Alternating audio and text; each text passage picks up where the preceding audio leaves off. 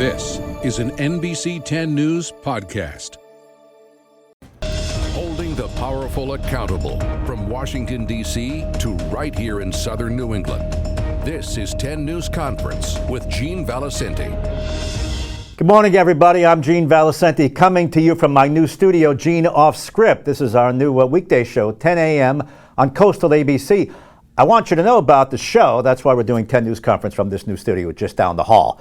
Big political story this week came out of New Jersey, where we found out that the registry in New Jersey, either through a software problem or some other sort of problem, allowed for the voter registration of 6,600 non-citizens. How did that happen? 400 of them actually voted. Well, that has ricocheted now from state to state because the same software vendor in New Jersey that may have screwed up, depending on the outcome of this, IDEMIA, is used in Connecticut and guess where? In Rhode Island. So as a result of that, our Secretary of State here in Rhode Island, Greg Amore, has ordered a review of the election system. He wants to talk to the registry and he wants to talk to IDEMIA. House Minority Leader Mike Chippendale, Republican in the House, says that's a good start.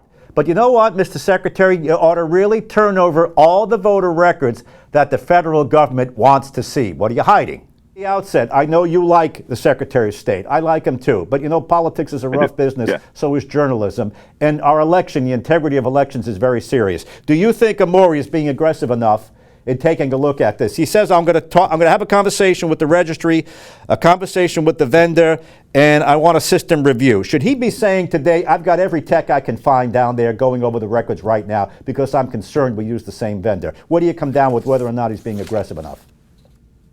Yeah, I think that would be a great first step. I also think that at this point, there's enough to warrant cooperation with the Department of Justice request to get the full voter information so that they can ensure that the integrity of the rolls is where both Secretary Amore and I want those rolls to be.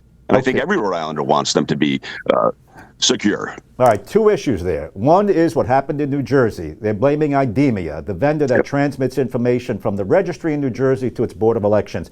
We have that same vendor here. In fact, they make up our actual card licenses. They also convey information to our Board of Elections. Now, the registry yesterday, Bud Craddock said, look, we run it a little differently. Our system, he seemed to explain it's more of a closed system. Nonetheless, look, it's clear to everybody we need at least an exhaustive review to determine whether or not anything that's going on in New Jersey is going on here. The separate issue that you raise is Secretary of State Amore fighting the Justice Department, the Trump administration. He doesn't want to turn over complete voter records to the Justice Department. Look, a critic would say, what does he have to hide? Are you that critic? Yeah, and I think that's a really good question. That's the fundamental question here. I hope that there's nothing wrong with our voter rolls, and I know he does as well.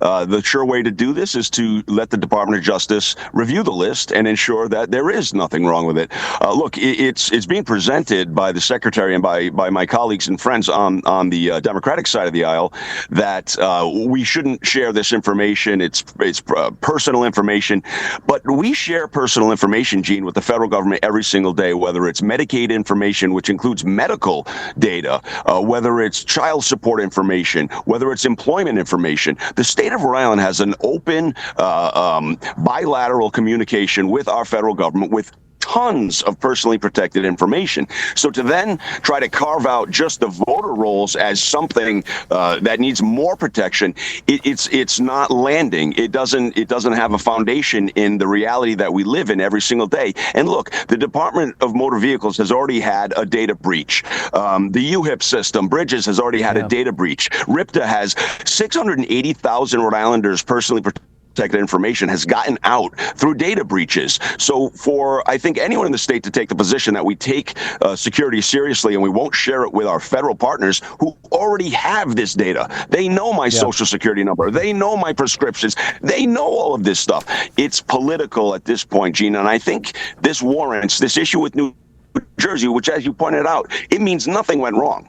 But there's a nexus now. Let's just clear it up. If I'm the secretary, I want the Trump administration to look at that and say, your rolls are fine. Then I can tell everyone else, stop talking about election integrity. Your own president said it's fine. You know, I had him on Amore just a couple of days ago. He said, listen, we run the elections, not the federal government.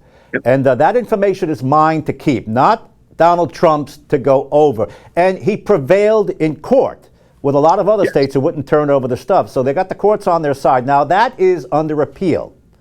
As you point out, though, that the government gives you, the federal government gives you the Social Security number. They have them. What do you think is in there that would be so damaging to hand over to the Justice Department? Well, I don't know what's in there, and that's, I think, what a lot of people's concern is. We just don't know, and when there's this much of a veil of secrecy around it, that only makes people want to know more. And I think that trying to establish that the elections are run by the state, and that's why we don't give the information to the feds, is extremely specious. Yes, we do run elections in Rhode Island, but the federal, we engage in federal elections, and Congress oversees that. Congress has imbued the DOJ with the power and the authority to oversee and review our voter rolls. They actually have that authority to do so. So yes, a very liberal circuit judge in Rhode Island who has already ruled against the Trump administration 7 times, ruled against them again. Big deal. It's politics in Rhode Island. Give them the list. Let them go through it. Let them come back and say, you know what, Secretary Amori, we're sorry. Everything was fantastic. All right, listen, let me push back a little bit here. I was surprised to learn that you voted for the driver privilege cards for illegal aliens so that they could drive around here. And I think your reasoning was, listen, they're going to drive anyway. Let's get some information. Let's give them something, and maybe that'll improve safety. I just went to Europe. I rented a car. I drove all over Italy. I was there legally. I rented a car, and I had an international driver's license. Isn't that enough for a foreigner who wants to drive around Rhode Island? These are people who came in illegally. Do you want to might you revise your thinking on that, Leader Chippendale? Had I known it was going to be implemented the way it was, which was not the way it was presented during the floor debates, it was changed during the implementation process, I would have never voted for it. We were ensured that there would be indicators on the physical license or driver privilege card that would disqualify that person from voting. And the truth of the matter is there is no such identifying information on there. Right. And furthermore, if you run those driver privilege cards through a poll book at a polling place, it will not flag it as an ineligible voter. So a fraudulent voter registration will absolutely allow an illegal alien to vote in our elections. No, I would never support it if I knew they were going to implement it the way that they did. Once again, Secretary of State Amori says we're not hiding anything. States run the elections, not the federal government. And just a reminder, he prevailed in court against the federal government. The judge threw the case out. It is on appeal. We'll continue to watch and follow that story.